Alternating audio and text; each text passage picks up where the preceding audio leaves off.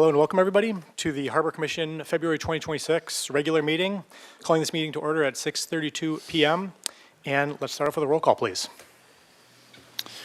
Commissioner Anderson is absent tonight. Commissioner Cohen? Here. Commissioner Hymas? Here. Commissioner McCrae? Here. Commissioner Nelson? Here. Commissioner Stedman? Here. And Chair Stanwyck. Here. Director Wiltshire, do we have any changes to the agenda this evening? No changes, Chair. Good to go. Great, thank you. Okay, moving on to general public comment. I believe we have several speaker slips lined up. Mr. Lopez, you could please read the first one. When your name is called, please step up to the podium and you'll have 2 minutes. First, we have Ty Palmaville. Good evening, Mr. Palmadal. Yep. Good evening, Commissioners. My name is Ty Palmaville. I am a live-aboard mariner and part of the working harbor community here in Santa Barbara. I wish to speak tonight about 3 topics: safety, economic contribution, and maritime stewardship. Oh. Firstly, safety, and this has to do with anchoring off the waterfront. It's fundamentally a navigation and rest function, yes. Maritime safety guidance consistently recognizes that fatigue is a serious risk to vessels and incidents that occur. Safe anchorage allows mariners to rest, manage weather windows, and operate responsibly. When access to anchorage or live-aboard status becomes economically or administratively difficult, mariners will simply adjust their behavior. Those adjustments can include plotting and running passages that accommodate our sleep schedules and allow us to return to an anchoring spot and be able to work our land jobs. I raise this not as criticism, but as practical observation. Policy shapes seamanship decisions. Safety should remain the primary consideration in how anchorage and residency rules are structured. Secondly, economic contribution. Live-aboard anchored boaters are year-round participants in the harbor economy. We purchase fuel, contract marine services, maintain our vessels locally, and support the maritime trades. A harbor ecosystem depends on that steady participation, not just a seasonal recreational traffic. Maintaining access to working and middle income for working and middle income boaters supports long-term economic stability in this sector. Thirdly, the stewardship and heritage. Many older vessels in the harbor represent extraordinary feats of craftsmanship and engineering. On land, Santa Barbara recognizes. May I continue? Yeah, you can Santa yeah, Barbara. feel free to take another 2 minutes. Yep. Santa Barbara recognizes the values of architectural preservation because it consistently reflects the continuity and identity of a community. Maritime heritage deserves the same, if not similar, respect. A working harbor with diverse vessels represents a living maritime culture, not just a recreational facility. I respectfully ask the Commission to evaluate fee increases across the regional benchmarks and match it against inflation. Ensure the enforcement remains clearly tied to safety and navigational objectives, and include live-aboard stakeholders in a structured policy decisions before additional restrictions are implemented. Harbors function best when they are balanced with safety, accessibility, and economic vitality. I appreciate the Commission's work and hope that these considerations remain central as policy decisions are made. Thank you very much for the time. Thank you. Appreciate the comments, especially, as a liveaboard. I think, that is very helpful and valuable to us. Just so you know, none of the information can be, talked upon or voted on part of the Brown Act, but the Harbor and Waterfront will reach out. So thank you. All right, we have another public comment. We do. We have 2 other speaker slips submitted, so Chris Voss and then Kim Selko. Great. Hey, Mr. Voss. Good evening, Chair Stanwyck. I'd like to cede my 2 minutes to Dr. Selko. Great. Good evening, Chair Stanwyck and the members of the Commission. It's good to see you. I'm here representing commercial fishermen of Santa Barbara, and I wanted to bring to your attention the issue of the MPA petition process going on in the Fish and Game Commission right now. There are dozens of petitions that the public have been allowed to submit to the Fish and Game Commission to propose changes to our marine protected area network across the state. And some of those petitions are extremely threatening to the viability of our working waterfront. And I've been working the last few weeks on analyzing these petitions and writing letters that counter some of the flawed thinking behind them.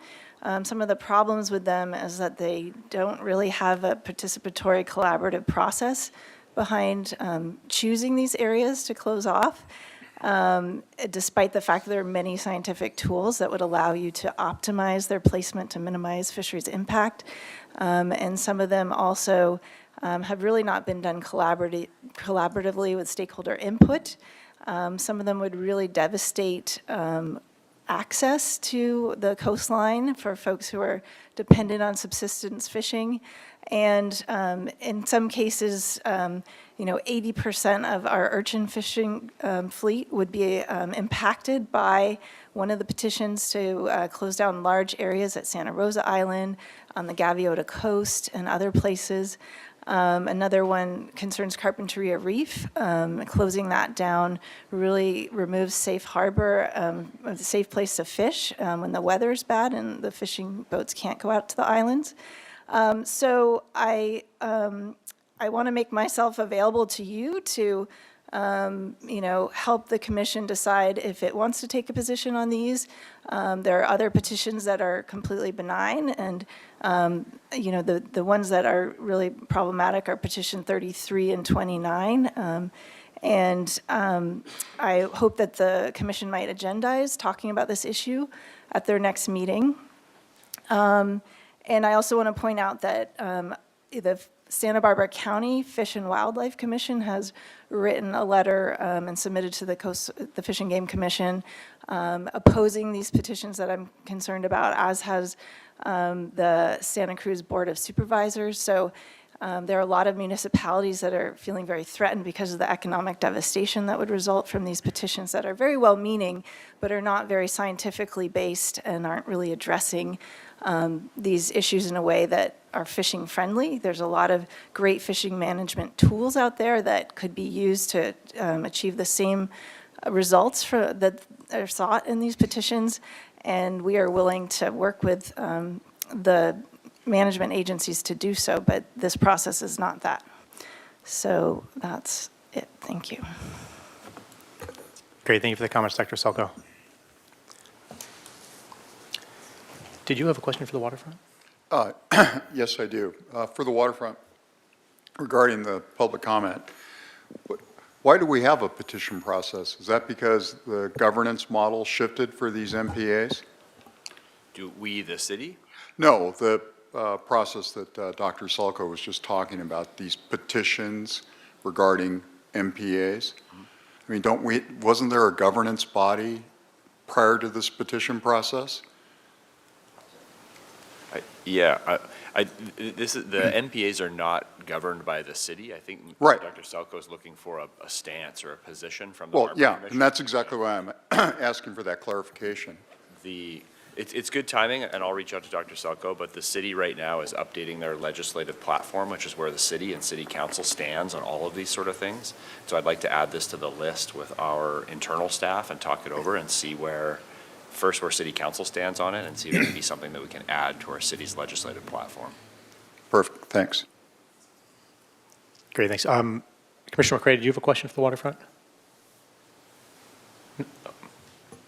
I can clarify. I have an answer for your question if you'd like it. So the Fish and Game Commission is the one that is the body that decides whether or not these petitions move forward or get adopted. They typically have a 3-meeting process. In this set of petitions that is coming before the commission at this time, the Department of Fish and Wildlife, which is different from the Department of Fish and Game, has advised to look at all these petitions together. They came out as a result of what's called the decadal management review of our current MPAs. And so all of these different entities have submitted petitions to the Department of, the Fish and Game Commission, and so they're all being looked at kind of simultaneously, and there are several that would have really adverse impacts to recreational and commercial fishing access in our waters locally. Thanks, Commissioner. Commissioner Nelson, do you have a question for the waterfront?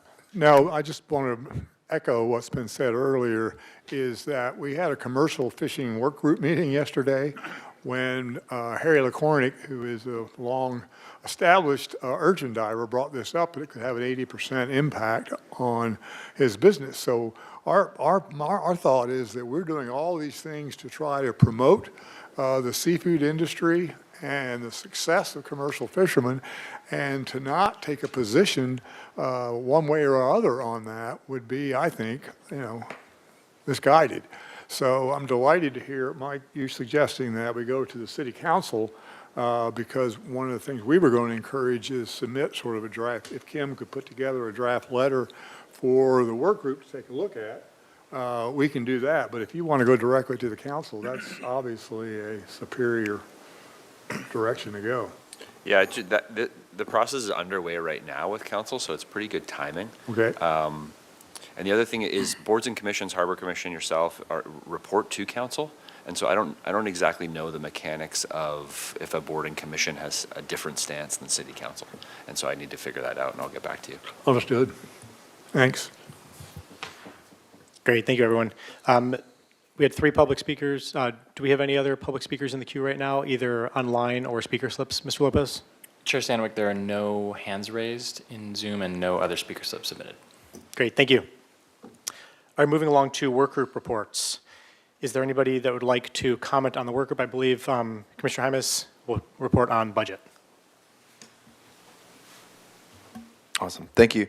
Yeah, on February 10th, Chair Stanwyck, Commissioner Cohen, and I convened with the Waterfront Department staff for 2 hours for our budget work group session to evaluate strategies to address the long-term structural balance that we reviewed together on revenue adjustments, including staggered slip fee increases, transfer fees, adjustments on the Stearns Wharf parking, modifications, minor adjustments with fees with inflation, which Director Wilshire will go over more in today's meeting, I believe. And that kind of concludes our work group report. Thank you. Thanks, Commissioner Hymas. Any other commissioner like to comment Yes. on behalf? Oh, no, I'd just like to comment on the commercial fishing work group. Commissioner Nelson? The commercial fishing work group met yesterday primarily to discuss a work plan. As everyone knows, we no longer can have standing committees, but we can have ad hoc committees, which are very flexible, but they require 2 things. 1, a time limit, and 2, a specific task. And we looked at essentially 3 tasks yesterday. One of them was our long support for the Ocean Collective. The goal of the City Council and this commission has been to get that project to shovel-ready stature. Kim Selko received a $500,000 grant today at the Coastal Conservancy to move that forward. So we would like to continue to be a resource available as needed to do that. The second, we heard from Bernard Friedman, the owner of Santa Barbara Mariculture, who is really moving forward strongly with his proposal of the Santa Barbara Community Kelp Farm. And he has engaged Fish and Wildlife, intergovernmental groups have been set up to take a look at it. But it's one of those things we may need to help him with in terms of expressing our support. There hasn't been an aquaculture farm permitted by the state in 30 years. So this project has suddenly found itself in a real challenging position, and we would like to help them with that. The third thing is I found a wonderful Easter egg in the city's recently adopted strategic plan. And it reads, identify policy and infrastructure projects that support commercial fishing and the blue economy. And that little Easter egg was assigned to the Waterfront Department. So we would love to be involved with the Waterfront Department as it wrestles with that, as we have been doing with RFPs, leases, and the strategic plan. Thank you. Thank you, Commissioner Nelson. Any other commissioner like to speak on behalf of a work group report? All right, we move on to the consent calendar. Mr. Lopez, can you please read all 4 items of the consent calendar for us and the recommendations? Item 1, approval of the minutes. Recommendation that Harbor Commission waive further reading and approve the minutes from the regular meeting of January 15th, 2026 and the special meeting of January 22nd, 2026. Item 2, renewal of ocean air lease agreement. Recommendation that Harbor Commission recommend staff negotiate a 5-year lease agreement with a 5-year option with Allied Voyage LLC, DBA Ocean Air, for 339 square feet of space located at 125 Harbor Way, Suite number 7. Item number 3, renewal of Chandlery Yacht Sales lease agreement. Recommendation that Harbor Commission recommend staff negotiate a 5-year lease agreement with a 5-year option with the Chandlery on the Breakwater, Inc., DBA Chandlery Yacht Sales, for a total of 483 square feet of office space located at 125 Harbor Way, Suites number 3, 4, and 5. And item 4, renewal of Celebration Cruises office lease agreement. Recommendation that Harbor Commission recommend staff negotiate a 5-year lease agreement with a 2-year option with Sagamore Stearns LLC, DBA Celebration Cruises, for 154 square feet of office space located at 125 Harbor Way, Suite number 14. Thank you, Mr. Lopez. With that, do we have a motion to approve the consent calendar? So moved. We have a motion and we have a second. And just a quick comment regarding the consent calendar. You know, we have these dashboards in front of us that were provided by the Waterfront. And this is extremely important, I feel like, in this, because these leases, a lot of them are governed by the local coastal plan. And you see right here these lease data, and most importantly, these 3 businesses all pretty much fall under coastal dependent. You see Ocean Air, Boat Electronics, Chandlery, that's boat sales, Celebration Cruises, boat tourism. So I think that's really important, just, you know, when we're voting on this. So with that, we'll move on to a vote for approval of the consent calendar. Great. And Chair Stanwyck, we do actually have 1 hand raised in Zoom. Oh, sure. For public comment on this item. Yep. We can take a public comment before we vote. John Payne, you're unmuted and you can go ahead with your comment. Good evening, Commissioners. Can you hear me okay? Yes. I'm sorry I can't be there with you in person, but you're probably glad I'm not. I'm just feeling a little under the weather.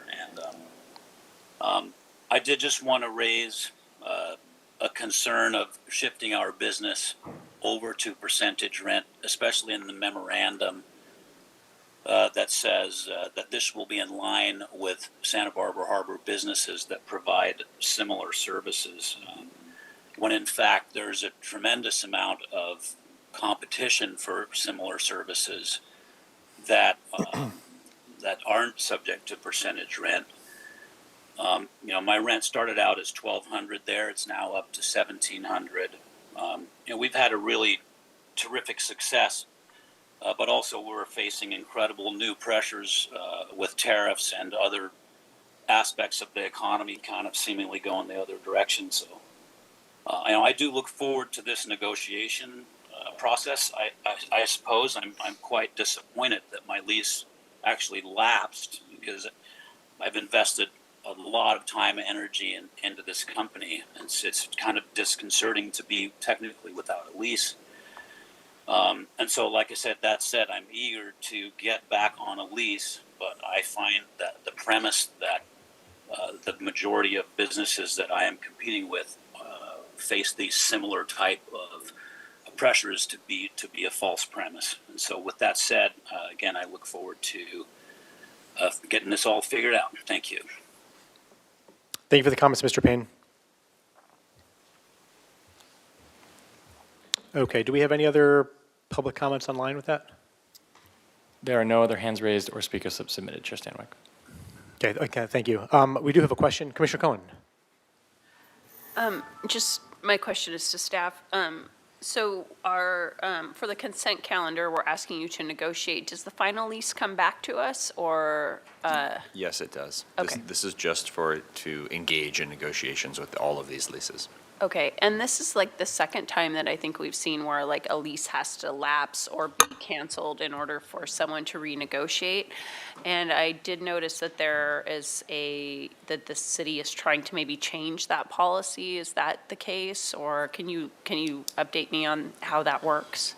I think a couple things there. So the timing is always an issue with workload, and we do a pretty good job of getting these leases in front of the commission in a timely manner. You look at some other entities, and they have numerous leases that are kind of in holdover status. It's not that the lease doesn't exist. If it goes beyond the time and we haven't renewed it, it operates under the exact terms of that existing lease. So we just are in carryover status. So that's really just a timing issue. This one is a little late. It is in holdover status. It's kind of one of our only ones, and so, but we're going to remedy that soon. How far over is it? A couple months. It's 2 months, because okay. we did not meet in December, so everything got pushed. Fair enough, okay. And then your other question, maybe I'm on topic, but the city council is looking to do a charter amendment to change what would impact some of our leases is the 50-year requirement, so that for the city to not engage in leases beyond 50 years. That would not impact this case, but it does impact one or two of our leases that are kind of longer leases.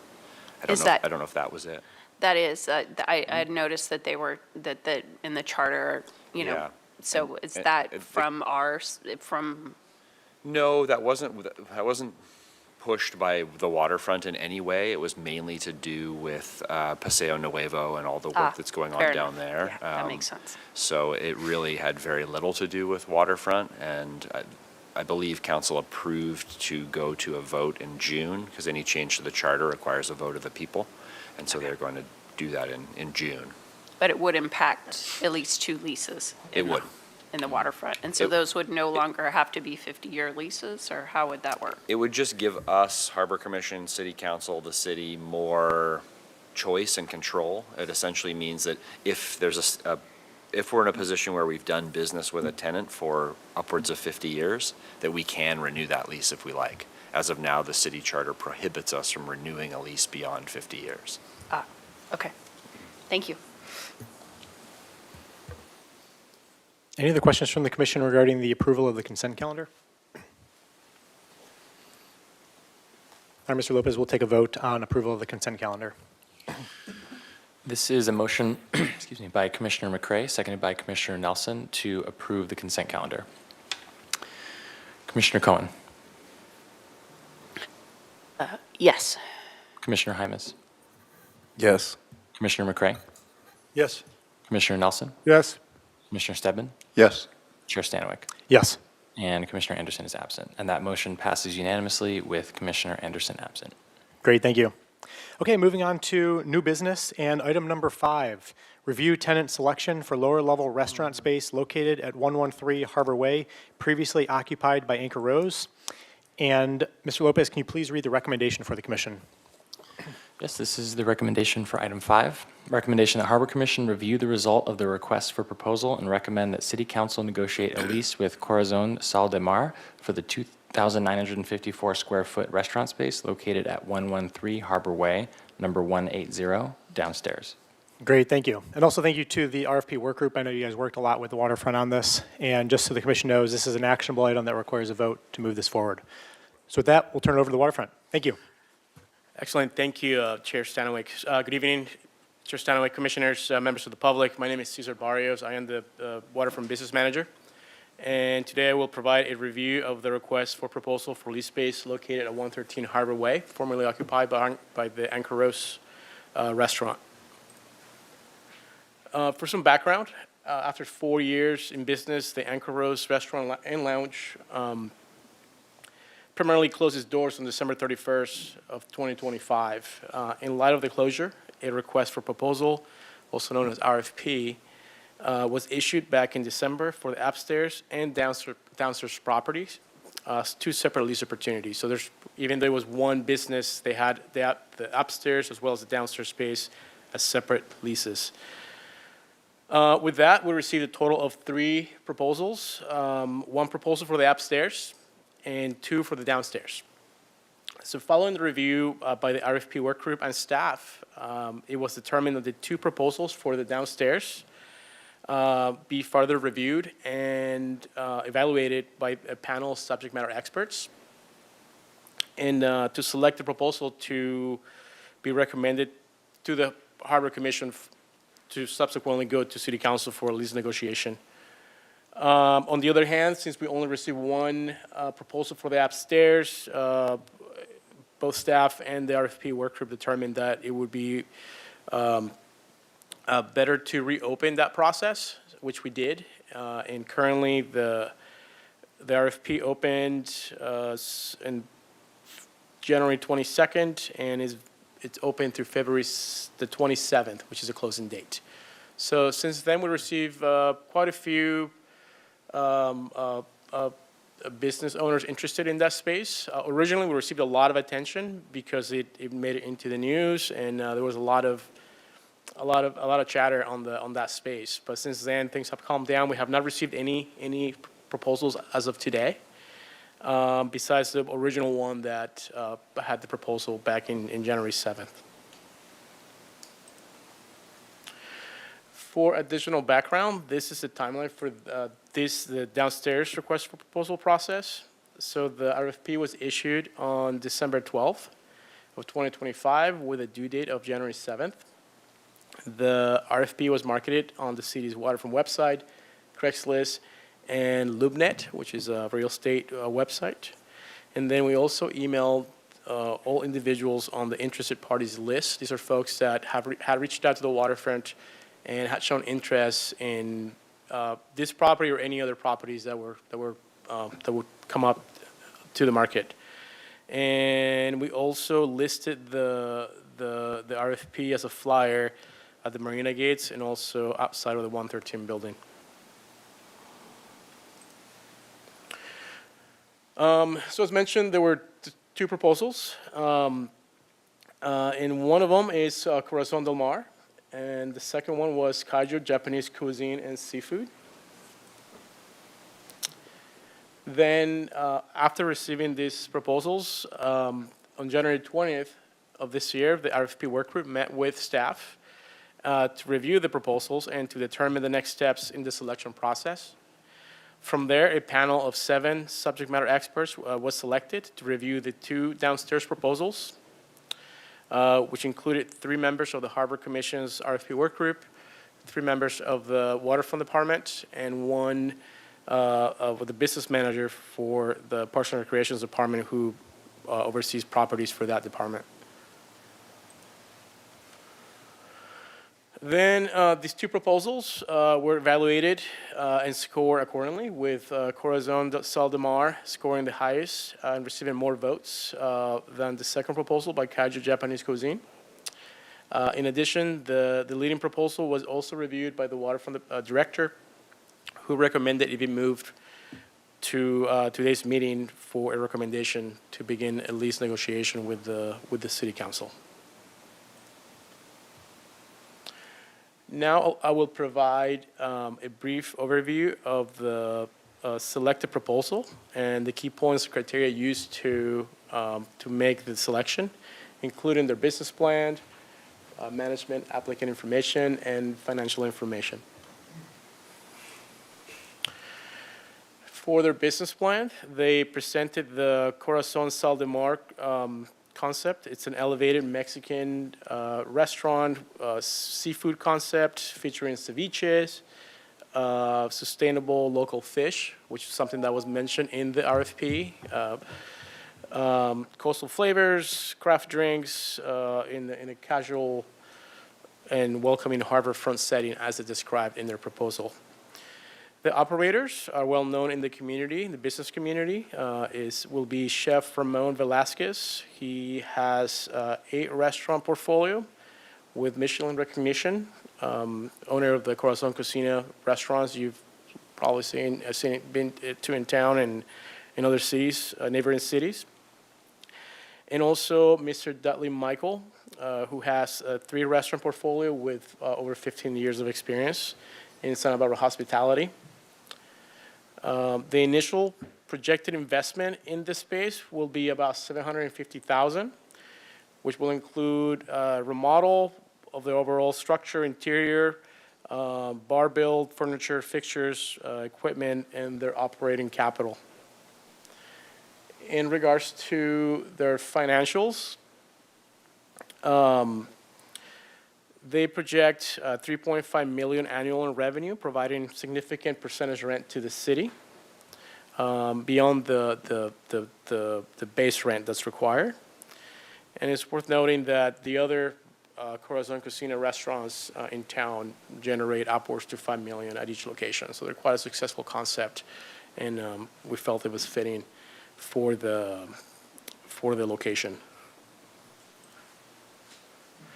In regards to the management, the proposer has provided information as requested, describing Ramon Velasquez as the chef and majority owner at 50%. Dudley Michael will be the operations and co-owner with 20% ownership. Also, Mr. Michael is the current tenant owner of the Gracie Restaurant, the former Breakwater Restaurant, which is right next door to this building. And then there is a 30% ownership share which will be held by a financier group.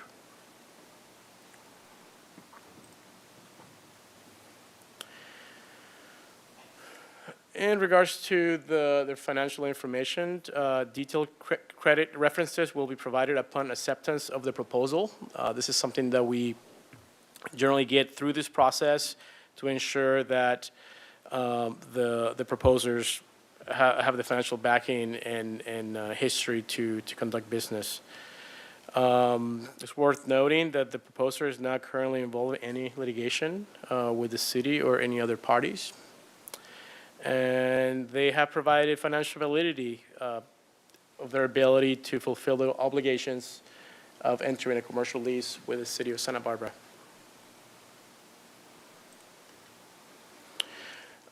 If the Harbor Commission agrees with the recommendation you see in front of you here, staff will begin negotiations with Corazon Saldemar and bring a draft lease agreement back to the Harbor Commission for review and discussion. And that concludes my presentation. I'd be happy to take any comments or questions. Thank you. Yeah, thanks for the presentation on that, Mr. Barrios, and all the work you guys did with the request for proposal groups. Commissioner Stedman. Yes, thank you. On the credit references, I noticed there weren't any when we were scoring, but yet the scoring system said to give some kind of point value to credit reports.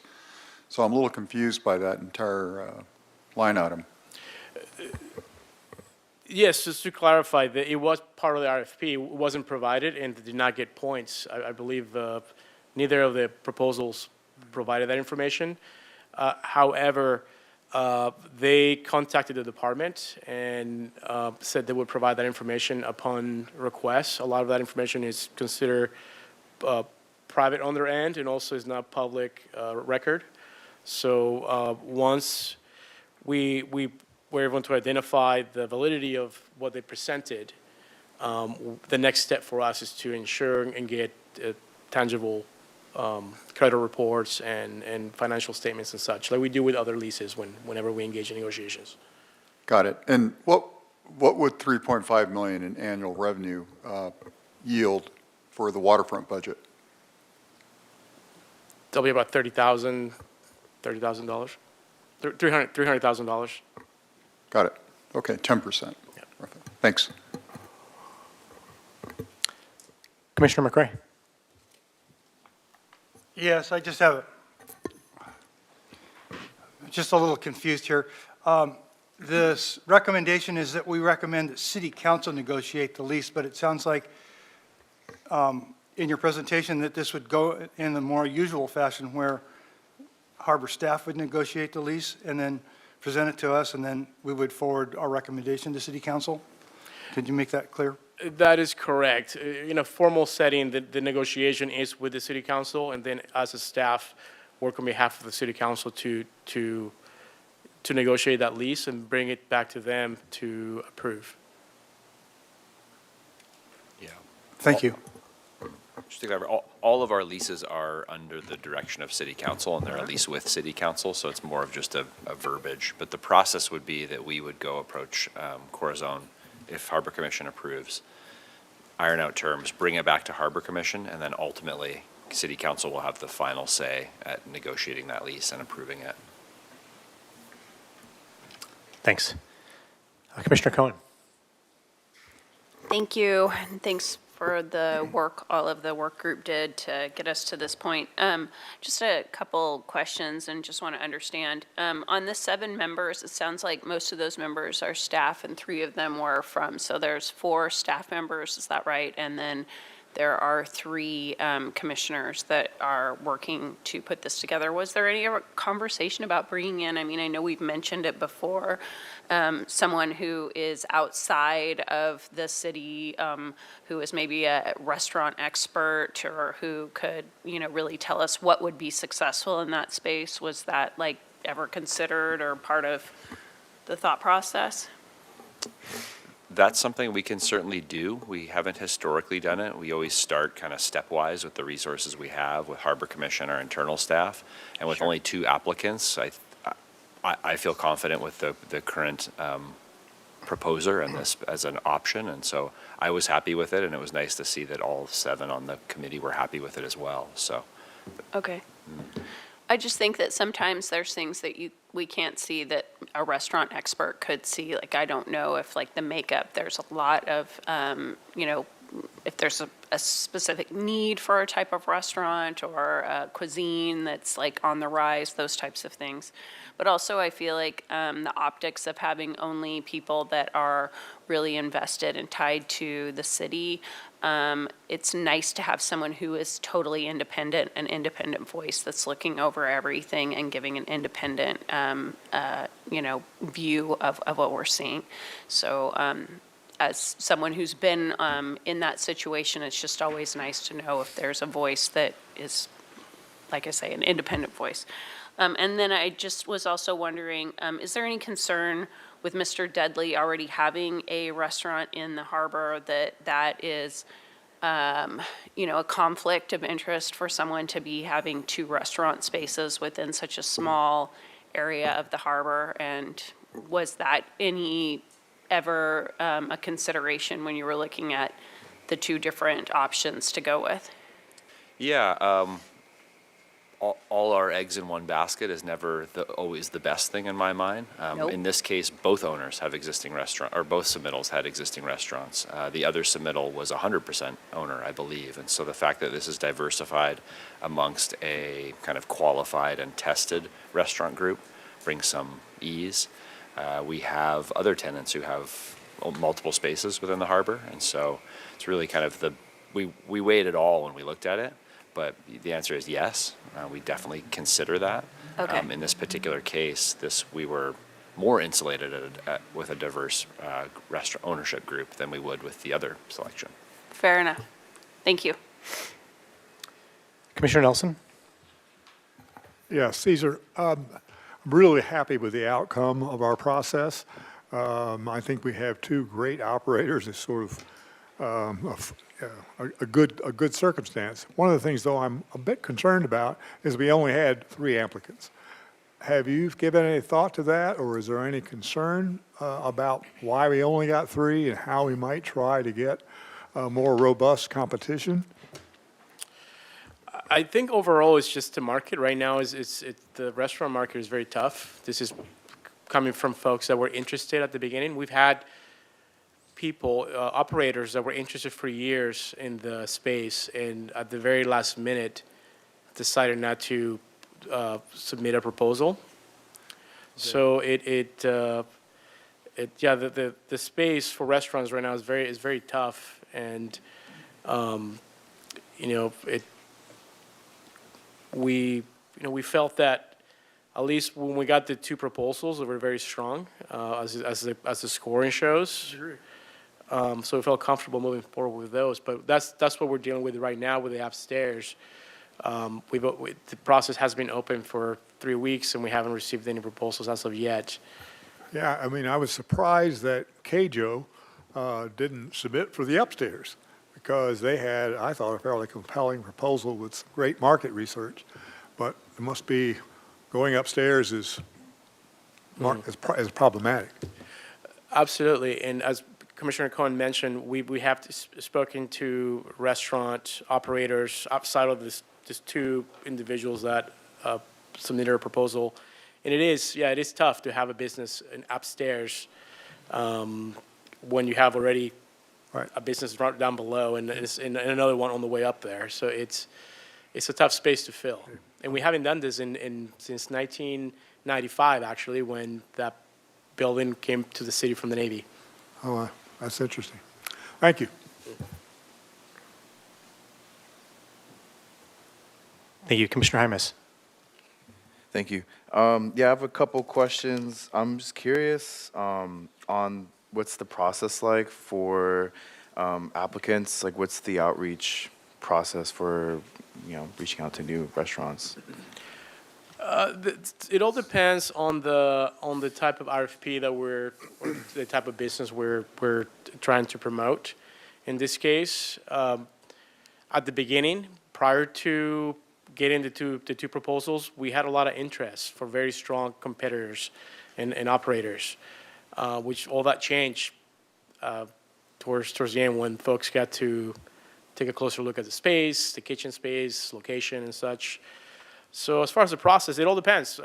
There's no specific policy for the city to post an RFP. For example, if we do an office, normally we just go on LoopNet or Craigslist, depending on the interest that we've seen. So we can go just locally, regional. We can even go national, depending on the type of need that we're looking for. In this case, we elevated the proposal to LoopNet, which is a very popular commercial real estate space, we did some outreach to the interested parties. We had a handful, I believe around 5 or 6 people that were interested in that space, which only out of the 5 people, only 1 applied for the space because one of them was not part of that list. Are you able to share the reasons why the other applicants decided not to apply? Or is that? I would be speculating. A lot of them are investors, and they have an idea, a plan of a restaurant, and then they bring in their own expert to give them some feedback. And sometimes whether the idea or the plan what they're trying to do does not match either the requirements of the lease, the rent, the terms, and such. Okay, thank you. Yeah, I guess I'm just a little concerned on the low level of applicants, and maybe we could have done a little more to give the outreach, and maybe like through the independent or some of the local news sources, a bit more of a try. But I have another question.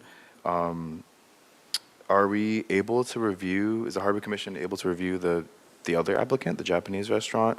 And will City Council, since they have the decision, will they also be able to review the other applicant? And like, could they,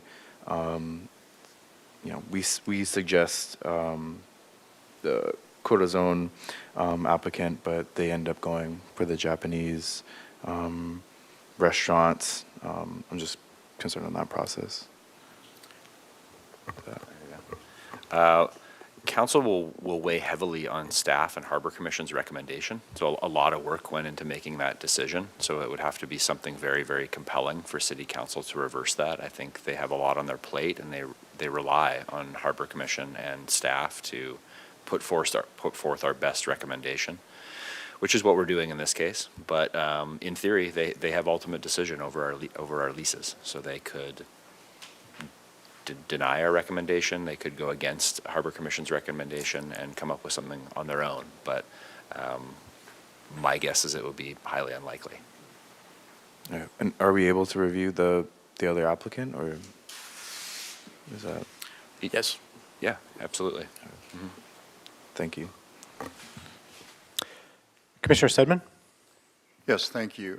Just to sort of springboard from Commissioner Hyman's questions, if you drill down a little bit on both of these proposals that were graded, there was one stark difference to me between the two of them, and that was that the Kaijo, who didn't end up scoring as high, had a significant line item for digital advertising that was targeted at influencers who were maybe intending to visit the city. And that seemed like a pretty solid strategy, given the state of social media and artificial intelligence. Whereas the winner, if you will, said they would spend $45,000 on a similar effort. So it just seems so out of balance, right? Do you have any, I don't want you to speculate, but I mean, did that jump out at you? It certainly did to me. Commissioner Stedman, yes, I understand your comment. One thing to consider is the business model that's being brought to the harbor. In this case, Corazon Cocina is a well-established business, already successful in Santa Barbara. They've opened several locations. I believe the last one they opened was in Carpinteria. So we review their financials, the gross net earnings for the other locations as part of their business model. And considering the other business, it's a brand new concept. So it's an unproven concept, and without going into too much detail on personal opinion, I would try to speak to the material parts of the proposal. I mean, I understand marketing plan, renovations, millions of dollars in improvements. That's just a proposal. Experience has told us that we have to be very cautious of that as well. With even pro formas, those are estimations on business that does not currently exist. Got it. Thank you. Commissioner Cohen? Yeah, I just was wondering, on the one space that only had one application, is that going to be a conversation at all tonight, or it's just back out and, well? Yeah, we've put that out to RFP, and then, and just for the group, we don't have any obligation to accept the RFP that has been submitted for the upper or the lower. And so we can kind of do this in stepwise. So if we don't get enough applicants, we can just keep going broader and broader and broader until everybody is happy. I think we're lucky in the case with the downstairs that we have a active, successful business that wants to invest and get in there as soon as they can. So I think that it would be unfortunate to not move forward with that. But I agree with the upstairs. We may be in a situation where we don't want to force it in any way, but we're not talking about that here. That is still just an open RFP, and we're waiting for it to work its way through the process. Okay, so we wouldn't know if there was a reason why the proposal. So I'm kind of on the other side. I think, looking at downtown and how many vacancies there are, and how many restaurants are sitting there with no one in them for over a year, like having two or even one. There's lots of people in this town that would love to have that scenario. So, I kind of think we're in a great position. I love the fact that we have people that actively want the space. So I just was wondering if there was a specific reason why on the upstairs there wasn't an effort to put that together. Our staff and the work group just felt that one proposal that we would have liked to see a little bit more. It was. I mean, a month is a long time, but not necessarily at that time of year or so. We could have gone through this process with the existing proposer. That proposer is still interested, so we will see that proposal at the end of this RFP process. So we just thought it was prudent to take another month or two or three to see that upstairs fully through.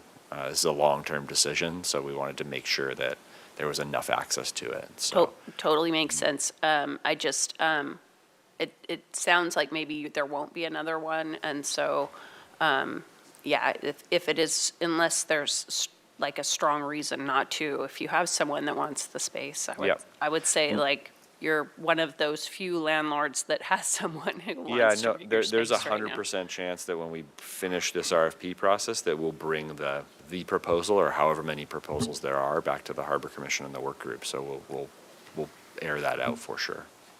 Thank you so much. Great, thanks. One question I have is there any concern about entering into an agreement with like a financing group or a business rather than an individual? Like Mr. Velasquez and Mr. Michael both be on the lease? Will also the financing group or the business be on that lease as well? Is that kind of how it works? It's highly likely that they will either start up an LLC and we'll have a lease with that LLC for this specific business, or they can tie it to their other businesses, but that's really their business decision. We will most likely have a lease with a limited liability corporation. Okay.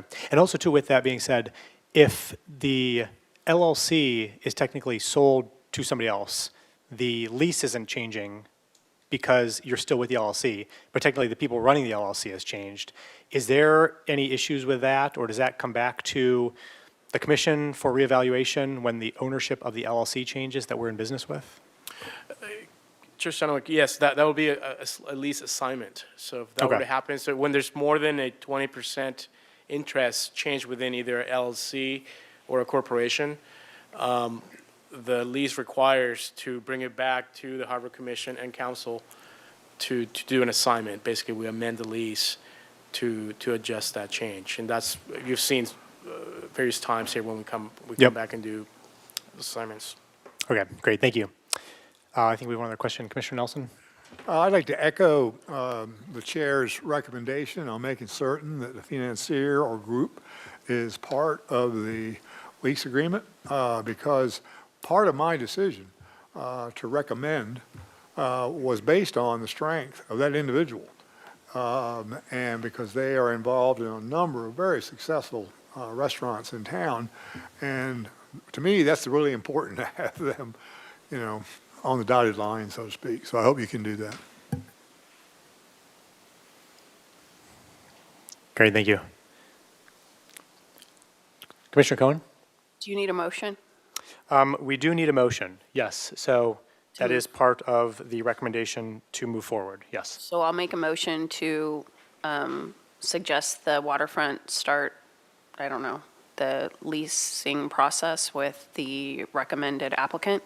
Is that Yep, fair enough? that sounds good. We have a motion to move forward. Do we have a second? Second. We have a second. Before we vote, Mr. Lopez, do we have any public comment regarding this item? Chair Stanowicz, there are no hands raised and no speaker slips submitted. Okay. Oh, do we have a public comment? So we're the actual, we're going to make a quick public comment. Oh, yes. We had asked us to come by and make a quick comment. This is my business partner, Ben, dear friend. We're the Yep. sole applicant for the upstairs space, and so just Okay. wanted to take this time to introduce ourselves and let you know we're very excited to be an applicant, and we live in Santa Barbara. We're very passionate about the city, and we're passionate about the harbor, and excited for what we can do with it. Yeah, slightly nervous that no one else is applying.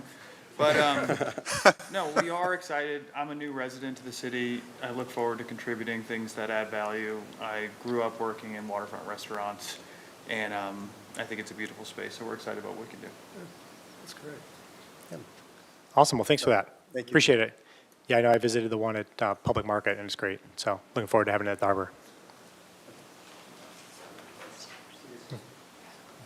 Oh, okay.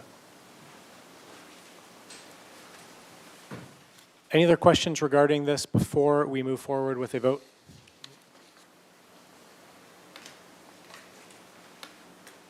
Okay, Mr. Lopez, we can have a vote, please. Yes, and just, this is a motion by Commissioner Cohen, seconded by Commissioner Stedman.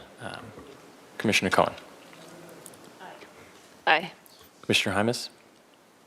Yes. Commissioner McCray. Yes. Commissioner Nelson. Yes. Commissioner Stedman. Aye. Commissioner Anderson is absent, and Chair Stanowicz. Yes.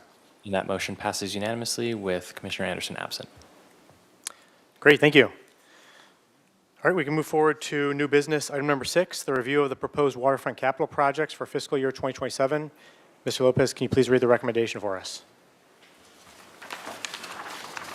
Yes, this is item 6. Recommendation the Harbor Commission receive a presentation on the Waterfront Department's proposed fiscal year 2027 capital improvement projects.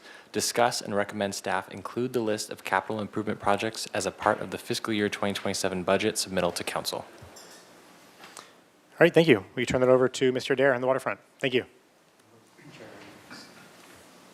Hello, Chairman Stanwyck and other commissioners. My name is Brian Adair, Facilities Manager at the Waterfront, and I'd like to give a presentation to you and the general public about our proposed capital projects for 2027.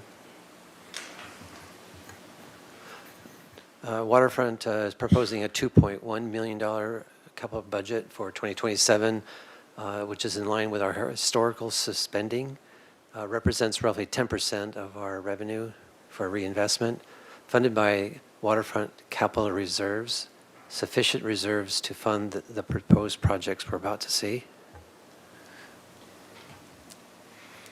Stearns Wharf, we like to reinvest $600,000 to keep all the heavy timber in good condition. We inspect the wharf annually to identify where is the best place to spend this money.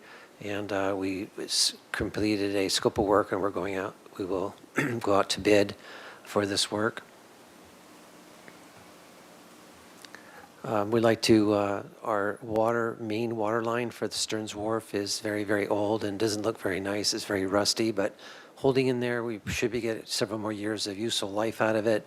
But we think it's prudent to install a redundant main water line. This yellow line on the diagram shows just running a main water line all the way down the middle of the wharf, and then tie over on a couple areas so that if that existing older line does break or rupture, we have an alternate redundant line to supply water.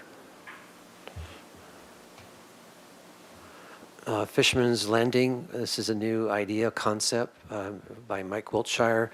We want to make the commercial area more safer for our visitors. We've got heavy commercial trucks, traffic, visitors driving their vehicles very, very close to a lot of pedestrians and people trying to enjoy eating outside. So Mike would like to take advantage of this unutilized space between City Pier and the Travel Lift Pier, where you'll see in the diagram where those picnic tables are. That's the space that we're trying to put a new deck in. That's going to be called the Fisherman's Landing.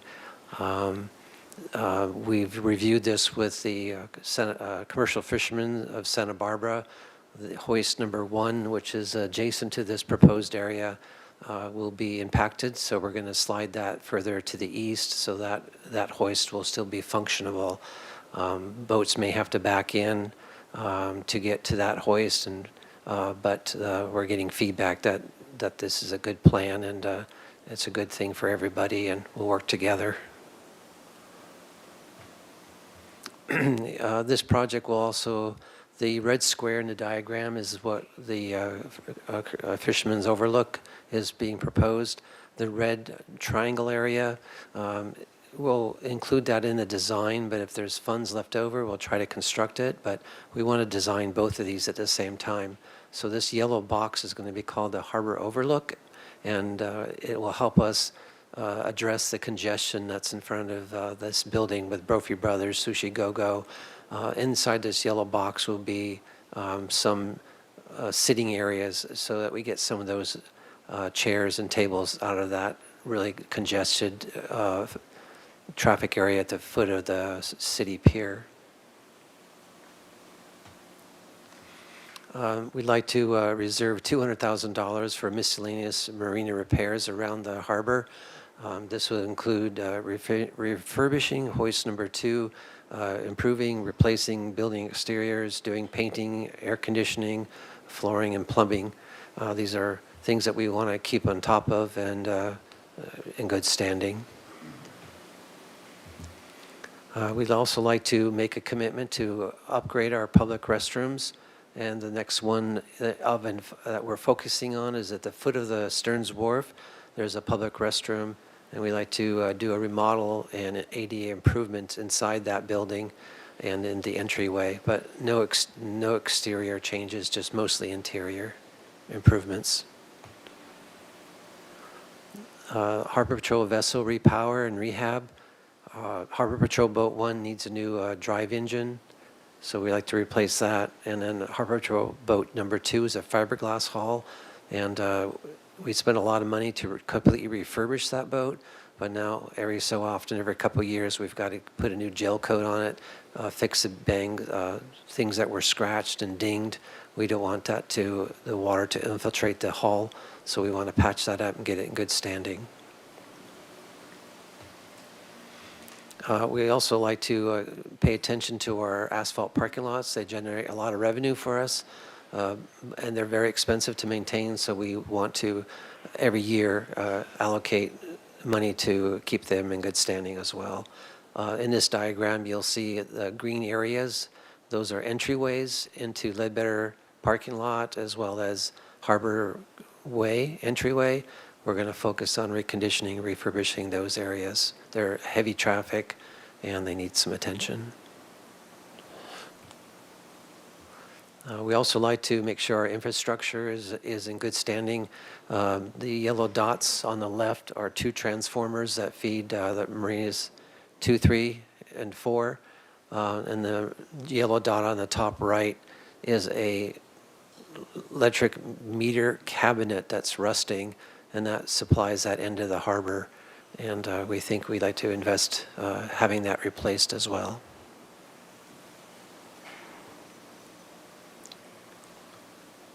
So with this information, we like your consent to present this to City Council in our 2027 budget.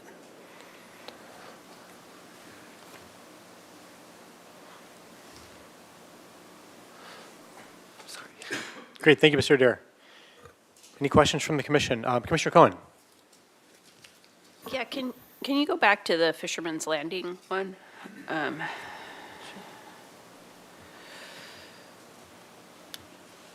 There's 2 options. There's this one and there's the other one.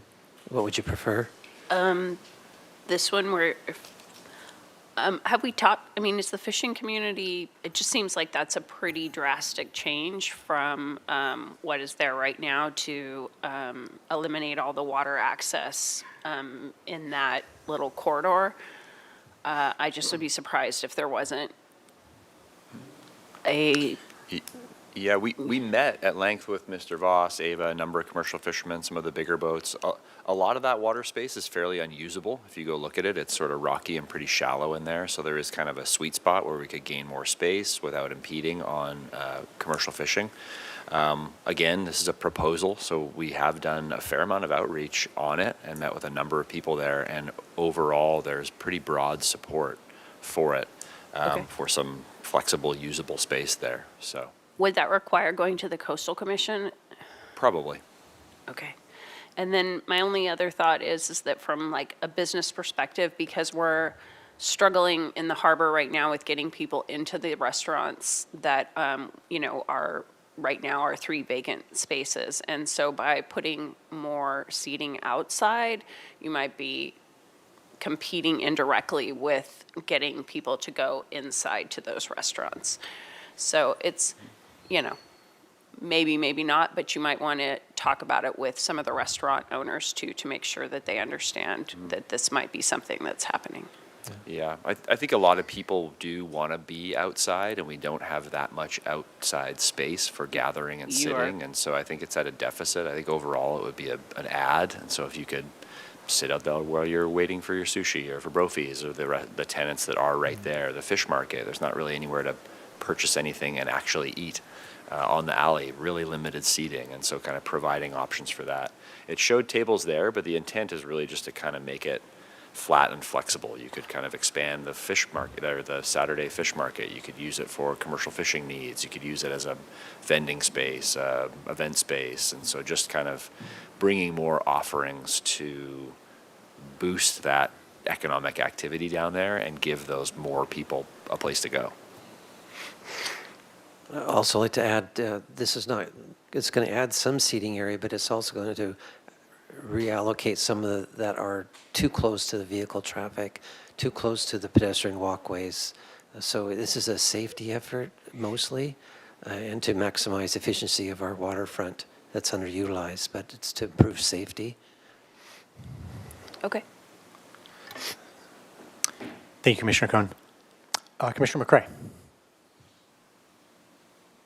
Yes, I just wanted to echo Commissioner Cohen's concern about the water space in that hoist. And I guess my recommendation would be to look very closely at the trade-off between the accessibility of the hoist and its utility and how much is considered for building out that extra deck space.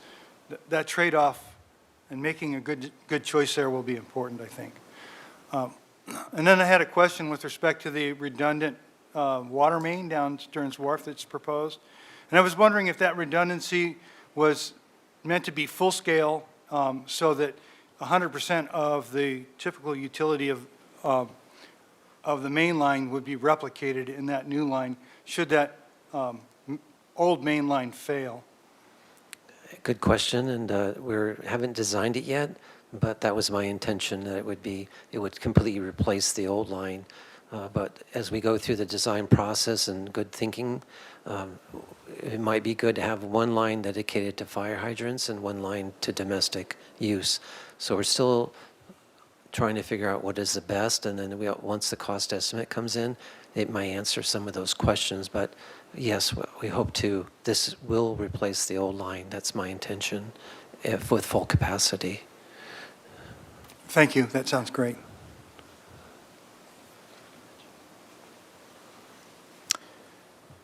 Commissioner Nelson? I'm curious about the 2026 capital program. Do we keep track of where we are with that? I mean, is it sort of all the money is spent, or all the projects are in process? I'm just curious. And do we, as part of this budget, do we say, oh, that one was really a mistake, we should have done it, we're just going to roll the money into the 27 budget? How do you do that? Do you take a look at what you've got underway? The 2026 projects are still in progress. Some of them have been completed, but a lot of them just take a long time for permitting. Those funds are allocated for 2026. What we're proposing today is all new funding for 2027. If you want me to recap what we're doing in 2026, I can do so. Yeah. Okay. That'd be great. We allocated funds for heavy timber on the wharf. We want to replace the light poles on Stearns Wharf. They're rusty, and this is a safety improvement project.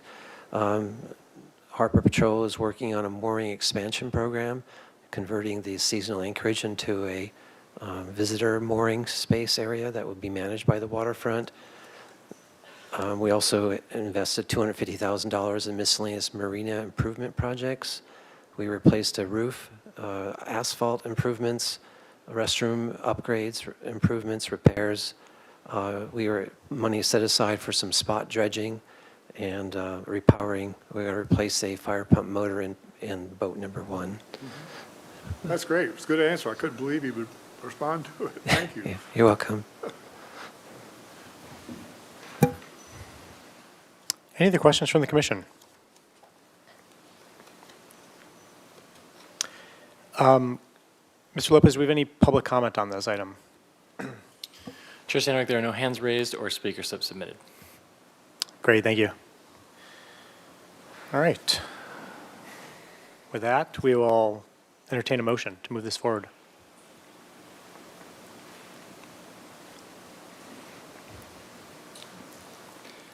I move that we recommend staff include the list of capital improvements and projects that we've just seen presented as part of the fiscal year 2027 budget submittal to council. Second the motion. Great, we have a motion and we have a second to move forward with the recommendation. Mr. Lopez, could we please have a vote on this? Yes, and this is a motion by Commissioner McCray, seconded by Commissioner Stedman to move forward with staff recommendation. Commissioner Hymas. Yes. Commissioner McCray. Yes. Commissioner Nelson. Yes. Commissioner Stedman. Yes. Commissioner Anderson is absent. Commissioner Cohen? Yes. Chair Stanwyck? Yes. That motion passes unanimously with Commissioner Anderson absent. Great, thank you. Thanks for the presentation, Mr. Adair. We can move on now to department update. Item number 7, the director's report. Director Wilshire. Yeah, Chair, Commissioners, Waterfront Director Mike Wilshire, I'll provide a very brief update today. Just one item, just want to recap the prioritization workshop that we had in January a few weeks ago, just to refresh ourselves on some of the outcomes. Next slide. So as you all know, we held our 4th annual priority setting workshop on January 22nd in the Waterfront classroom. All 7 harbor commissioners were in attendance, which was great. So this priority setting workshop, we discussed a whole host of topics, debriefed on some of our 2025 actions and topics that we covered, focused on planning and priorities for 2026. So on the next slides, I'll review some of your inputs and outcomes from that workshop and give you a sense on how we staff are implementing that into the 2026 calendar. Next slide. So we used a polling software to kind of gather input from harbor commissioners fairly quickly and efficiently. First question was just sort of to get everybody thinking and into the software. So it was a general question on ranking topics of interest. So all 7 harbor commissioners provided input and highlighted interest in waterfront business and tenants, coastal access, and sustainability and the environment. Next slide. So we also gathered some input with respect to having guest speakers and informational and educational topics or presenters at Harbor Commission. Typically, we kind of have time for maybe 2 or 3 guest speakers at our meetings throughout the year. And so the Harbor Commission showed interest on economic development, Chumash history, and speaker from neighboring harbors, Ventura or Channel Islands. Next slide. So what staff has done and what we will do with respect to informational presenters, so for those kind of top 3, so for a presentation on economic development, I've already reached out to the Chamber of Commerce, who's willing and able to present at Harbor Commission at a future meeting. So I'll work with them on kind of tailoring that to the waterfront and how we can kind of link in with everything that's going on with State Street and the larger city economic process. And so for a speaker on Chumash history, so staff has already scheduled Ava Pengeling from the San Ynez Band of Chumash. And so this was at the recommendation of Commissioner Jaimes. And so that will be at the May meeting. And I have a pretty good working relationship with the Deputy General Manager at Ventura Harbor. So I think that would make for a good presenter. They have a lot going on as well, obviously. And so I'll try and get him scheduled to come up here and speak, and we can compare notes on harbors. Next slide. So with respect to some of the larger policy efforts, so up on the screen right now are some of the larger policy items that Harbor Commission expressed interest in. So obviously a continuation of strategic planning. We're kind of mid-phase on some leasing policy work that won't stop. We'll kind of keep that going. I owe that back to you within the next month or 2 at one of our Harbor Commission meetings. So we've been doing some work with the work group, and I'm currently working with the airport and some other departments who hold tenants to see how we can make this a citywide document and inclusive of their leases and lease requirements as well. There was an interest in parking policy review. So I've both Caesar and myself have met with our parking staff, and I believe at our next meeting, either March or April, we're going to start out with kind of an entire review of our parking policy and our operations and see what that spurs. And so we can kind of bring that to the Harbor Commission and talk in detail about policy changes that we made, how we manage our parking lots, and how that all works to see what kind of changes or information needs to come out of that. Slip policy economics. So this was high on our list. It's no secret that we have a lot of cost headwinds right now. Revenue generation has been a big topic lately. So the harbor itself, our slip fees and revenues that we generate from the marina are a big part of that. They're a big part of funding our operation and making sure that the harbor remains as it is and improves going forward. So looking into how we price our slips, what our policy is, the kind of economic situation that has occurred out there with really, really high demand, really limited supply, private transactional deals. And so looking at kind of taking some time to look into that. My guess is that that will be a longer process, kind of 12 to 18 months, multiple meetings, potentially a work group, kind of like some of the other efforts that we've looked in, and just kind of really, really digging into that and seeing if there are any improvements that come from that. Next slide.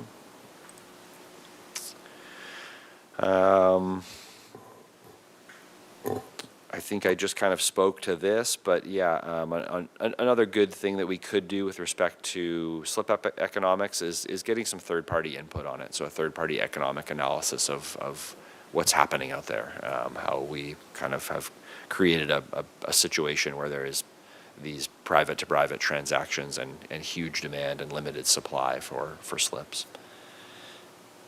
Next slide. And this is small, but I'll make it available online. This is just kind of a working dynamic calendar for 2026. This just shows that we have a lot that's already kind of planned out and programmed on there. This really helps us start moving things around. So this is definitely not set in stone, but it allows me and staff to look ahead and figure out what's available where we have space available and time to deal with some of the items that come up. Again, a lot of these larger policy things take multiple meetings, so they'll kind of be slotted in there throughout the year. But wanted to show you all that we kind of appreciate the prioritization workshop and took all that information and use it to sort of build out our 2026 calendar. With that, next slide. I think that's, yeah. Questions on the prioritization workshop or any future agenda items? Great, yeah, thanks for that, Director Wiltshire. Commissioner Stedman. Yes, thank you. Item 24 on your program is the wading pool. Can you, thanks a lot for that, by the way, Chair. Can you give us a little bit of update on that little context? Yeah, no update. Parks and Rec reached out to me in November asking to get on calendar to present to us with their plan. I think that's pushed a little bit, so I've been emailing them monthly to see if and when they're ready. I have them as a placeholder at the April meeting, but they haven't confirmed if they're available to present yet. So I'm still waiting to hear back when they'll be ready to present. Thanks. Thanks for the update on that. Commissioner Cohen. Hi, yeah, I just wanted to give you a little bit more information on why, at least for myself, I think that the parking is an important issue to review, because it seems like maybe that jumped out at you.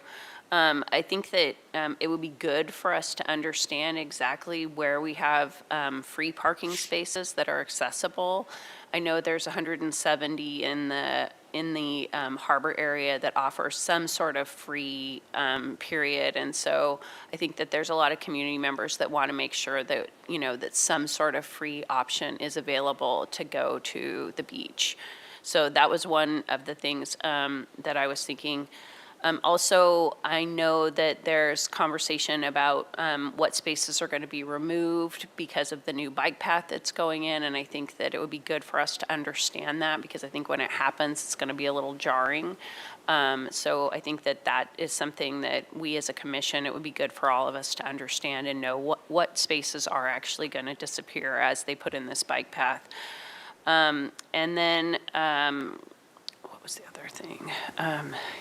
Can't even read my own handwriting, sorry. And then the other thing was, and I know this has been a conversation in the past, but during the summer on those busy days, getting out of the parking lot can be really frustrating. And I know that there has been conversation. I think there's a new system in place, so hopefully that won't be, the same thing. But it'd be nice to understand what the harbor is doing to alleviate that backup that happens on the busy days when people are waiting to get out of the harbor, and you just have to wait because there's no other way to go. So yeah, those are the three things that for me, I would love to understand. Thank you. Thanks, Commissioner Cohen. Commissioner Nelson.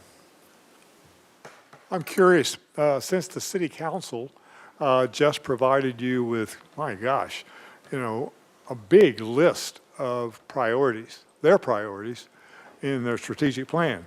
So how are you going to deal with the workload associated with pursuing the priorities that we've set here, as well as those that the city council are encouraging you to do? Yeah, good question. We waterfront staff were very much a part of that city priority workshop and their whole prioritization workshop as well. The strategic plan was crafted with departments and executives, so I was very aware of those priorities. We helped kind of feed them in there. So I think those are, a lot of the priorities in there are things that we have been working on or adjacent to. And so I think those make up our kind of core business as staff and what we should be focusing myself and our staff on all the time. So, we're busy, but that's why prioritization helps. And so having this list where we can kind of focus on one or two of these large policy things a year instead of kind of jumping around with a whole bunch of them, knowing that we'll get to the other stuff over time. It doesn't mean it's deprioritized, but we really only have the bandwidth to work on so much. So. Because I know that Caesar is going to present, when he presents his business report, he's going to talk about 15 leases that are coming up this year. And part of their strategic plan said we should be looking at the tenant mix and the performance. I guess we're going to say we don't want to look at those 15 until we get a chance to. That's my concern, and I certainly don't want to, suggest that we RFP all of them and let the existing tenant go after it and see what we get. But how would you possibly address tenant mix and performance if you're just going to renew the same lease? Yeah, and I think we've addressed that over time and tried to give you all, Harbor Commission, more time and more insight as to what leases are coming. Okay. So today was a perfect example. So we brought to you all 3 leases, not to approve, but to approve that we continue doing business with them. And so this really was the moment for the Harbor Commission to say, no, we don't think we should negotiate a lease with such and such a tenant. I think we're pretty close to a good mix. I mean, the public has identified that they really like it. Harbor Commission has generally identified they really like the mix of leases that we have. Could there be improvement around the edges? Potentially, but as we give you this list and when Mr. Barrios presents, you guys can prepare yourselves in any way, because there will be that moment in the future where you all could recommend that, no, we don't move forward with a given lease. So it will inevitably come down to a moment, just figuring out when that moment is for you all to comfortably make that decision, but we're trying to give you as much time as we possibly can. Okay. Great, thanks for the clarification on that. Any other questions from the commission? I just have one quick question. I know that you said everything is kind of tentative, but the March update, is there been any new developments on the RV camping stuff?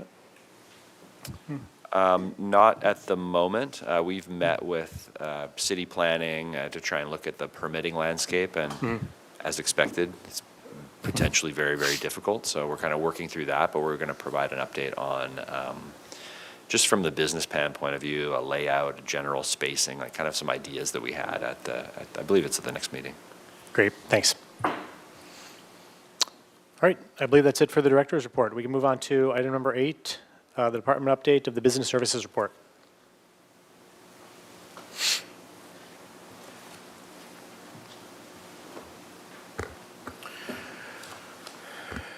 Good evening, Chair Stanwyck, Commissioners, and members of the public. Again, my name is Cesar Barrios, the Waterfront Business Manager. And today I will provide a brief review of upcoming lease renewals and lease actions and how that process looks like. This is kind of piggybacks from what we just talked about at my first presentation. We'll provide more detail on this process. All right, to begin, I will provide background. The background, the Waterfront Department currently manages a total of 61 lease and license agreements, which includes 250,000 square feet of leasable space between the harbor and Stearns Wharf, and also the Shoreline Beach Cafe area, which is outside of that perimeter. Overall, leases fall into 5 primary tenant types, including food service, commercial, office, nonprofit, and other.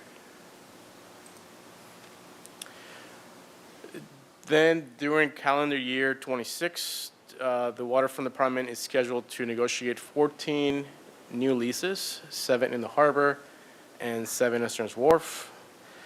This is an unusually high number, as you'll see future years. The average is generally 5 leases or less per each. And right here, here you have a list of the leases that are coming up this year. On the right, you have all the ones. I'm sorry, on the left of the screen, those are all in the harbor. And then on the right, you have all the wharf leases. And all of those on the wharf, they actually all expire in November of the year. That's just kind of at one point that were negotiated years back, and we continue to go on the same cycle.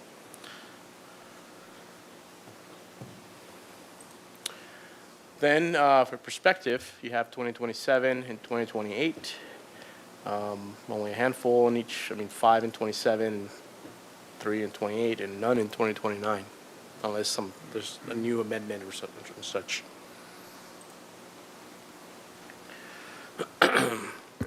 So it is anticipated that most existing tenants will have an interest in renewing their leases. That's very common. As it currently, all the ones you've seen on the screen, they remain in good standing, and they follow all the requirements stipulated in their leases. During the leasing process, the department will evaluate each business in accordance with the local coastal plan and the city's and department's leasing criteria, which is specific depending on leasing property there. For example, or uptown is different than the waterfront for obvious reasons.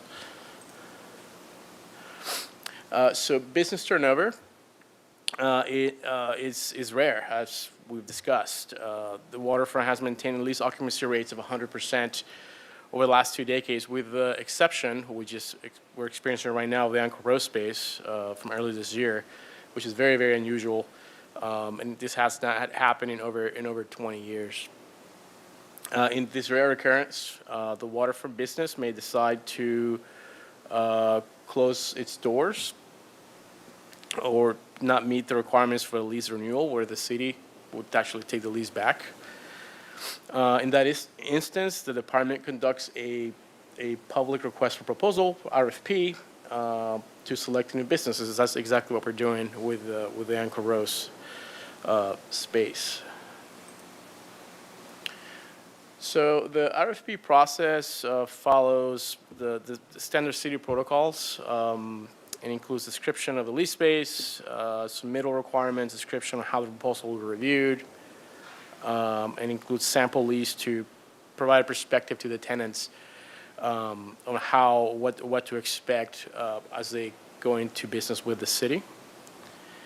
Following the submittal, the staff will review all the proposals in an effort to make sure all the submittals meet the requirements. And then depending on the type of lease space, staff will either review the scores and proposals in-house, just at department level, or convene a group of managers at the city that hold experience in managing leases. And in some occasions, we could go outside depending on that type of lease. But I believe we have not had that opportunity for a lease space to go outside of the city, as normally remains as a city process. In addition, the Harbor Commission's RFP work group, along with staff, reviews the various proposals, and then staff provides a recommendation to the Harbor Commission to which proposals best meets the needs of the waterfront for negotiations.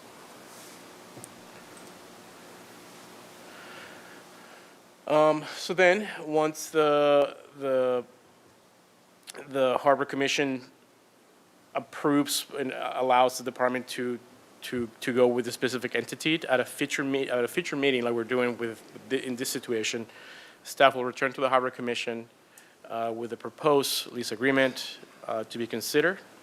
And if the Harbor Commission is satisfied, then it is forward to the City Council for their review and approval if they fail to do so. As far as that process, staff then prepares a council agenda report, stating all the lease terms, rent amounts, percentage rents, and then if the term exceeds 5 years, then we are required to do what is called an ordinance, which adds a 30-day wait period as you go through the approval process with council. Normally, when you bring a lease to the city council that's over 5 years, it goes to introduction first, the first meeting, on consent. Second goes to adoption, and then if it's over 5 years, there's a 30-day wait period for the public to provide any input or feedback on that lease. And then after those 30 days, then it becomes effective.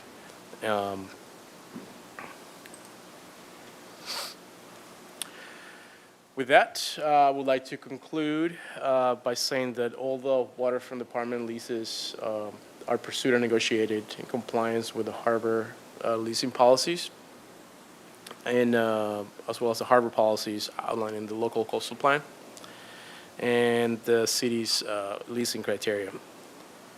Also, when renegotiating a lease or a brand new lease or with an existing tenant, staff will usually comply with the City Council Resolution 93127, which I have copies of. I did not include in the staff report, but if you're interested, I have a copy I can provide. And that resolution basically gives a right of first refusal to any of the businesses. And that's to Commissioner Cohen, Nelson, we discussed this in the past. That resolution gives the opportunity to the existing tenant that is in good standing to renegotiate a lease with the city.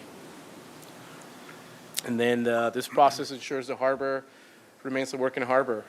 Every 5 years, we'll do a review of uses. I was here in 2024 with that review, and the goal is to ensure that our uses and our tenants are in compliance with the local coastal plan policies. And with that, I'll be happy to answer any questions. Great, thanks for the presentation, Mr. Barrios. Questions from the commission? Commissioner Stedman. Yes, thanks, Chair.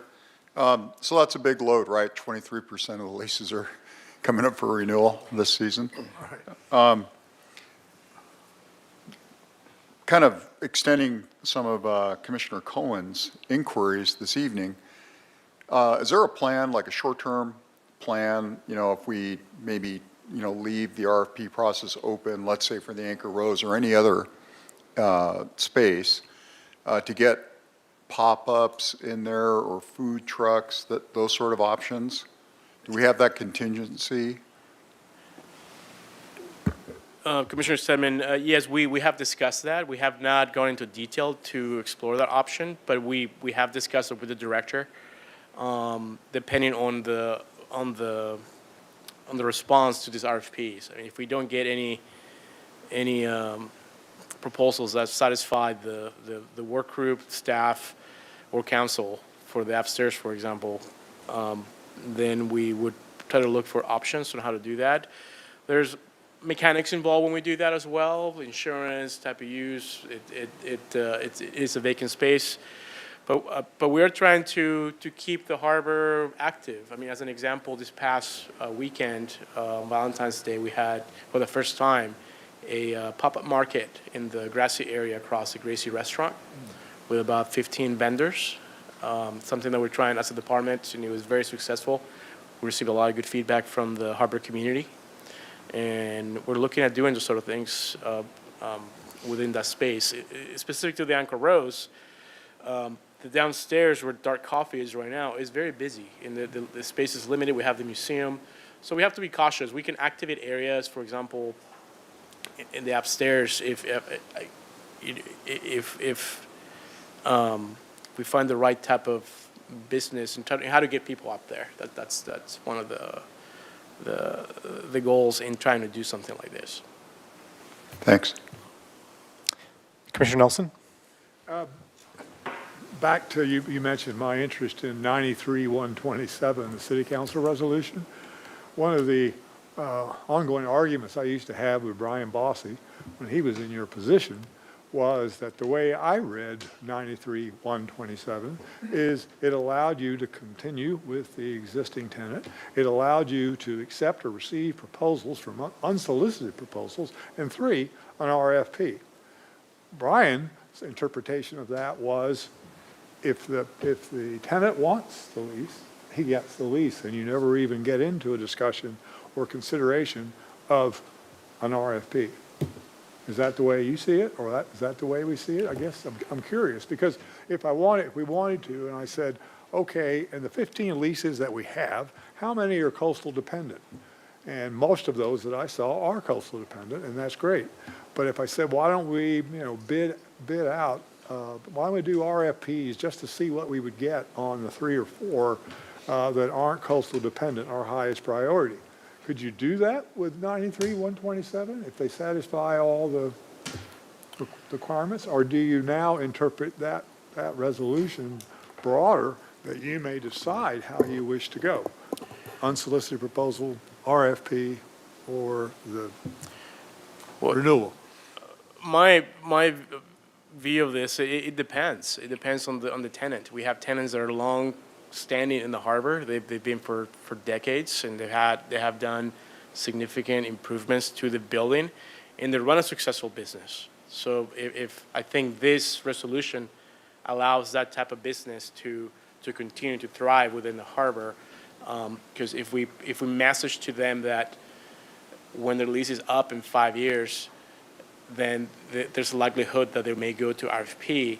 It may remove that interest or sense of ownership of that space, and to continue to have stability within that space. I mean, I don't want to belabor it, but my point is, we can't go to that RFP to get more coastal dependent uses if the existing tenant who's been there for 40 years wants to stay. Well, That's the way I'm reading that policy, maybe incorrectly. There's a couple different things. If you guys have an opportunity to discuss the mix of uses, I don't think it is our goal to just have 100% ocean dependent Right. tenants. It's that mix that makes us successful financially. So that it is a driver, but anytime we change the use of a tenant, that has to go through a coastal development permit, because our entire mix is prescribed. And so if we have a coffee shop or retail or a dive shop, we can't just say, now we want that to be a restaurant or a fish processing plant. We'd have to go through a whole permit process that involves Harbor Commission, the Planning Commission, City Council to change that space. And so when we go out to lease, when we go to RFP even, we have to go out to RFP for like businesses for that space, unless we want to completely change the use, which is a whole other question. Because that mix of uses is what is governed by the Planning Commission, Harbor Commission, and City Council. And so we have created a process as a city that anytime we want to change that mix, that the mix doesn't describe the actual tenant that's in there, Anchor Rose or the business, it describes what the use of that space is. Okay. And so if we want to change that mix, when we do our 5-year review of leases, we should say, we want this restaurant to be a, whatever it may be, something that it's not. Right. But in general, people say, hey, it's a good mix. You have visitor serving, you have recreation, and so if that gets off balance, then we can change the use. But I think there's a big differentiation between the specific business that's in there and the permitted use of that space. All right, thanks. Yeah, and just to touch on that, because I think it's important, a lot of these leases in November of 2026 that come to our visitor serving. And I mean, if you look at the online reviews, some of them are not super great. If we wanted to make a change in that or have them submit an RFP, what would that process kind of look like for us? Because I think it's in the public's best interest that, all of us, go out and take a look at some of these businesses and see, is those businesses the best for that visitor serving tenant spot?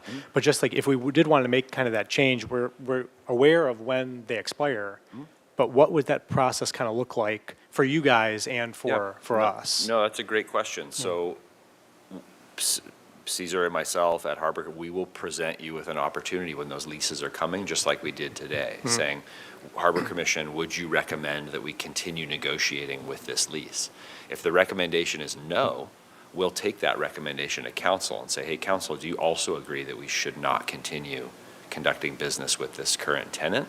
And if the answer is no, then when that lease expires, it expires. It comes back to the waterfront, and we will RFP out for a like-for-like business that fits that use of the space. Or at that time, we can say, hey, let's change the use of this space, and we would embark on a coastal development permit and a change of use process to change the use of the space and redevelop it. I caution just kind of always going to RFP. It doesn't give your business community any certainty at all. We would lose complete trust from all of our businesses. We're sitting in a position where we just brought up, it's really difficult to get businesses in there. So these optimistic thoughts that there's always some better business. We have tenants that have been conducting business and doing pretty well in the harbor. I certainly personally don't want to turn my back on them and say, hey, at the end of every lease, we're going to RFP and you got to compete for this again, because that doesn't give them any business certainty at all, and I don't necessarily agree with it as a tactic. Okay, thanks for providing that clarity for us. Appreciate it.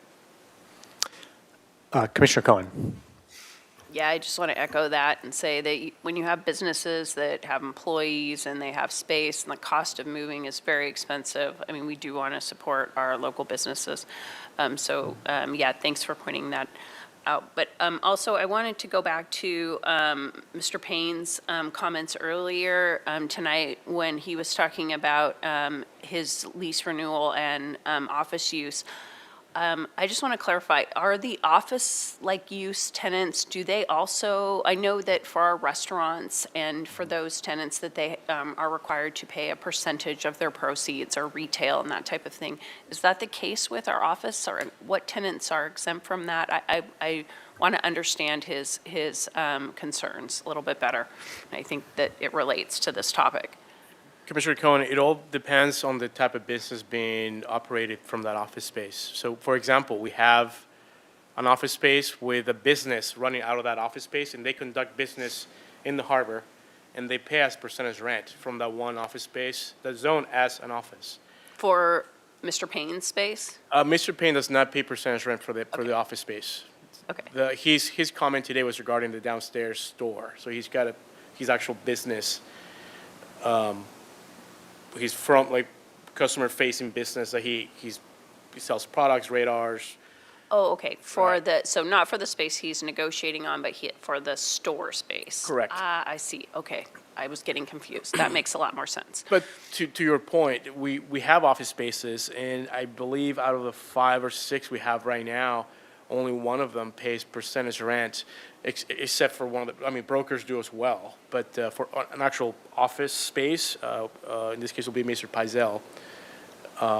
Okay. He's a marine surveyor, and he runs a business from his space, and he pays a percentage rent from there. On the opposite end, like Celebration Cruises, Brophy's, they have an office as well. They run solely accounting, administrative processes from that space. So there's no percentage rent because they're not conducting a business from there. I personally would not. I think that if you are someone who is like a surveyor and those types of things, it makes sense for you to be in the harbor, and I don't think that they should have to pay a percentage rent. It makes more, because they're not, it's just a different type of use. For the restaurants and for the retail, we've kind of always, had it be, there's a long tradition, I think, of if you're doing well, then everybody's doing well. If you're not doing well, then your rent goes down, and it makes it actually better for both players. But yeah, I just wanted to understand his comments. So he's talking about the front office space where they're selling Your radars, marine equipment, exactly. they provide services as well, like boat rigging and such. Okay. And he's been there for a very long time, and I'm sure that. Correct, yeah, he came into that space through an assignment process in 2016, I believe. Okay. He just sounded very concerned, so I hope that it goes well. Yeah, and just to touch on that, I mean, percentage rent is beneficial for us as a operator. If we just kind of let all of these businesses that conduct vast amounts of sales just to stay at a pretty relatively low market rent on their spaces. The majority of our offices are used just as offices. They're either back office for an existing business, a nonprofit like NOAA. Percentage rent doesn't really make any sense because we're not taking a percentage of anything. But if somebody is conducting significant amount of retail business or service delivery or that sort of thing, that's when there's that shared model where we really have to look at the benefit to the waterfront. Because if somebody's conducting, say, $1 million worth of business out of a space and we're charging $500 a month or some flat office rate, that's not necessarily the best deal for us. I know we're not always looking for the best deal, but we should really be cognizant, especially at these times, of figuring out ways to at least have a fair return back to the waterfront. Thanks for that. Commissioner Stedman. Yes, Caesar, I didn't catch the names of the two gentlemen that came to the podium. Who are they? The gentleman that spoke first, his name is Donald Sheik. Donald Sheik, okay. And the second gentleman, I unfortunately don't recall his name. I haven't met him in person. But they are the ones that put the proposal for the upstairs space, with the original deadline that when we decided to reopen. And they're applying for it again. Right now, they're actually the only proposal we have on hand. Okay, thanks. Commissioner McCray? A couple of things. First of all, I just want to point out that my understanding, having been a harbor tenant at one point, of the base rent and the percentage rent is that if you are a tenant paying with a base rent and percentage rent, that base rent is fairly modest. And it allows you to not have to pay such a high fraction of whatever business you're doing during a slow part of the year. And the percentage rent makes that tenant and the harbor partners in their success, which is a good thing. So I don't want that to be overlooked, that the base rents are typically much lower in cost per square foot than you would normally expect for a flat rental where the base rent paid for everything. The second thing I want to note is that the RFP working group did go up to that upstairs, the Anchor Rose space. It's a wonderful space. It surprises me that we don't have more interest. It's got an awful lot of seating capacity. It's got great views. And then I note that Brophy's is an upstairs restaurant, and it's one of our best performing tenants. So it just surprises me that we don't have any more interest, and then the current economic state has really caused that to be the case.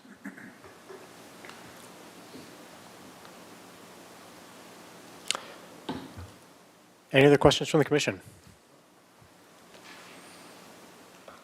All right, well, thank you guys. Yeah, I think just for all of us, one of the things that I think would be important is make sure as the Harbor Commission that we visit some of those tenants, just to take a look at, the leases that we are reviewing and accepting going forward. So thanks for the presentation, Mr. Barrios. All right, that concludes the agendized items for this evening. We move on to commission and staff communications. Director Wiltshire, any staff communications for the commission? Yeah, I just did want to update the Harbor Commission and the public on the status of the channel and dredging. I know it's really, really dynamic. A month almost isn't enough time to keep giving updates. It's getting narrower. These storms don't help, obviously. I've messaged that we are kind of strategically delaying because we have essentially one more round of funding fully guaranteed and available. We've been targeting early March. We've been in communications with Army Corps as often as we can. Mr. Adair was talking with them on Monday of this week. As of today, basically, they are targeting mid-March for dredging. Pacific Dredge, the contractor, and their equipment is on another job site, indicating that they have to complete that job. And so as of now, the direction that we're getting is that they're going to be dredging mid-March. That's really tight. And so it's something that we're thinking about every day. Harbor Patrol is sounding the channel daily to kind of test depths and widths, but messaging to folks that it is going to get narrow and dire here for, potentially a week, potentially 2 weeks. We could get lucky and have minimal kind of wave and storm activity and keep that channel open, but as of now, we're targeting mid-March. So In a perfect world, that's great. If we can make it through mid-March and then get one big dredge done and be deep and clear, that will likely take us through till fall and winter and give us more time to lobby, track down funds, do all the things that we're doing every day. But want to make everyone aware that this is not normal conditions, and it's getting a little bit dire, but we do have a light at the end of the tunnel, and that the Army Corps will be dredging, and so at some point this spring we'll be at fully wide and open conditions. Yeah, thanks for the update there. I know there is a lot of concern in the harbor. A lot of people are just kind of looking for information on that. Also, too, I remember there was a time where the channel had to close due to storms. How quick can we mobilize the dredge or get the dredge there to start the project? Is it like 48 hours, a week? A lot of it is out of our control. So it's an Army Corps managed project. We can push them, incentivize them, get them to try to do it, but it is really their project management staff liaising with Pacific Dredge staff, who's the current contractor.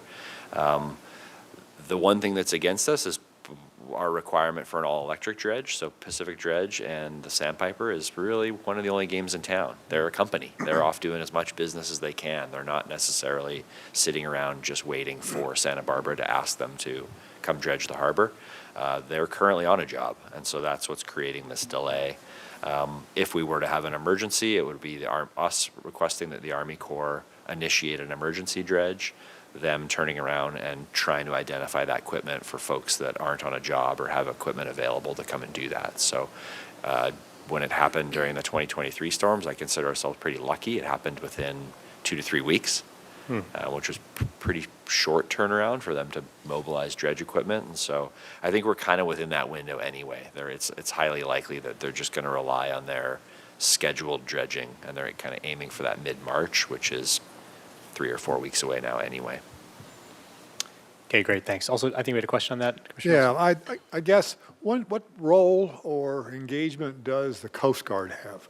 Because obviously our concern is the commercial fishermen, recreational fishermen, and all the other maritime industries and recreational users. But public safety is involved with the Coast Guard. And I would think that in a normal process that suddenly there's no Coast Guard station or the Coast Guard can't operate. Does that put the project in a different level? And can they engage in this conversation, or is it always just the city and the Corps? Yeah, my assumption then is that yes, it puts us at the top of the heap. This is funding that we have received for 30 plus years. It has been reliable, it has been steady for all the reasons that we all know. Coast Guard cutter, their marine safety detachment, commercial fishing, all of this economic stuff that has put us at the top of the list for quite some time. That all got flipped on its head. We're working pretty regularly with their current lieutenant here at the Marine Safety Detachment to work it up their chain. So the answer is yes, they're working their channels as well. They're also a federal agency, so they don't necessarily love to point fingers or blame, but they are concerned, and they're working up their angle as well. Commissioner Gray, do you have a question? Yeah, I just have a comment with respect to potentially providing a draft recommendation letter to the Fish and Game Commission with respect to the proposed MPAs in our local waters. I want to note that the meeting to target would probably be their April meeting, which is the 15th and 16th of April. Now, they have a couple of different deadlines for comment letters. They have a written comment deadline, which typically occurs about 2 weeks before the meeting. And if you get your letter in there before that time, it gets published out with the rest of the meeting materials. However, if you miss that, they have what's called a supplemental comment deadline, which is about a week ahead of the meeting. And in that case, they will print your materials for the commissioners so that you don't have to bring them. Otherwise, if you miss both of those, you have to bring 14 copies of whatever you're going to present. And then you know how it is to be handed an extra piece of paper here on the dais. You don't get a chance to look at it.